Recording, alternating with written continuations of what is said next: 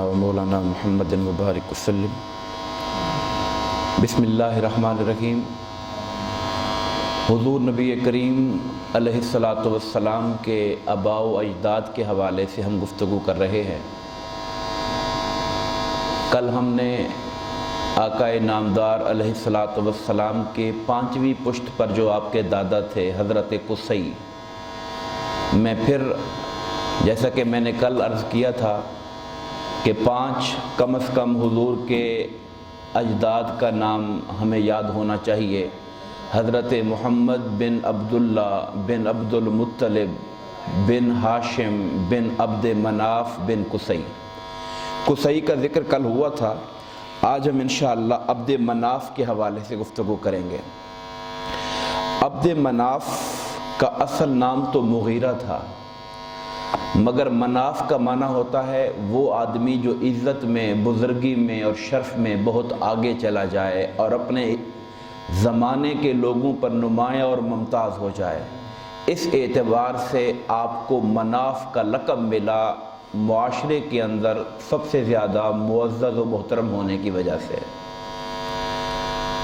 اور ایک بات میں نے شروع میں بھی عرض کی تھی کہ حضور نبی کریم علیہ الصلاۃ والسلام کی ایک خوبی یہ رہی آپ کے آباء و اجداد کی کہ اللہ تعالیٰ نے ان کو ظاہری حسن و جمال میں بھی بہت ہی باکمال کیا تھا۔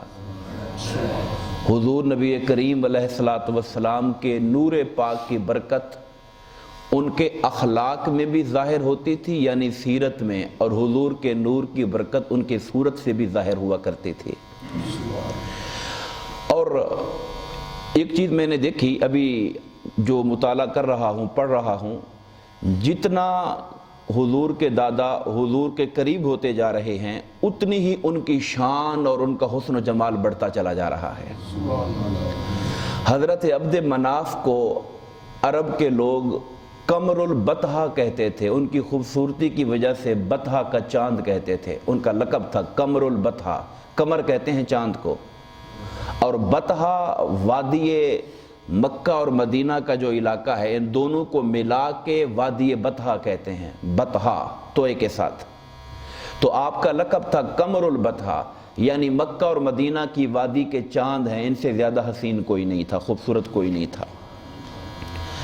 حضرت امام آلوسی نقل کرتے ہیں اپنی تفسیر کے اندر، آپ فرماتے ہیں کہ حضرت زبیر رضی اللہ تعالیٰ عنہ فرماتے ہیں کہ مجھے ایک پتھر ملا جس پتھر پر یہ لکھا ہوا تھا کہ میں مغیرہ بن قصی ہوں اور میں قریش کو یہ وصیت کرتا ہوں کہ وہ اللہ تعالیٰ سے ڈرتے رہا کریں اور اپنے قریبی رشتہ داروں کے ساتھ حسن سلوک کیا کریں۔ یعنی 2 باتیں جن کی طرف حضور کے یہ دادا حضرت عبد مناف اپنی قوم کو وصیت و نصیحت کر رہے ہیں، وہ یہ ہیں کہ ایک اللہ کا ڈر پیدا کرو اور دوسرا اپنے رشتہ داروں سے حسن سلوک رکھو۔ یہ بنیادی طور پر اگر آپ سمجھیں تو دین کی اساس یہ 2 ہی چیزیں ہیں، خوف خدا اور اللہ کی مخلوق، اور خاص طور پہ جو رشتہ دار ہیں ان کے ساتھ حسن سلوک کرنا۔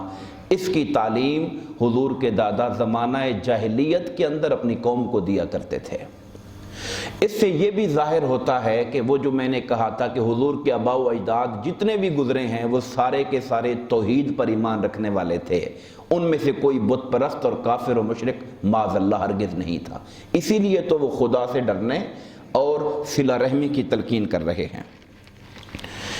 ایک عرب شاعر نے آپ کے بارے میں ایک شعر لکھا اور کہا، کانت قریش بیضۃ فتفلفت، کہتے ہیں قریش ایک انڈے کی مانند ہیں۔ اگر قبیلہ قریش کو دیکھا جائے تو وہ ایک انڈے کی مانند ہے، اور انڈے کے اندر سے جو مغز اور جوہر ہے وہ عبد مناف ہے۔ دوستان محترم، آپ کو اللہ تعالیٰ نے 4 بیٹوں سے نوازا۔ حضرت عبد مناف کو 4 بیٹوں سے نوازا، ان میں سے ایک کا نام ہاشم، ایک مطلب، ایک عبد شمس اور ایک نوفل۔ ہاشم، عبد المطلب، عبد شمس اور نوفل۔ ان میں سے جو ہاشم ہیں یہ وہ خوش نصیب ہیں جنہیں پھر حضور کا دادا بننا نصیب ہوا تھا۔ ہم انشاءاللہ کل تفصیل سے حضرت ہاشم کے بارے میں گفتگو کریں گے۔ اللہ تبارک و تعالی حضور کے آباء و اجداد کی برکت سے ہم سب کی جان و مال اور عزت و آبرو اور ایمانوں میں برکت عطا فرمائے، آمین۔ وما علینا الا البلاغ المبین۔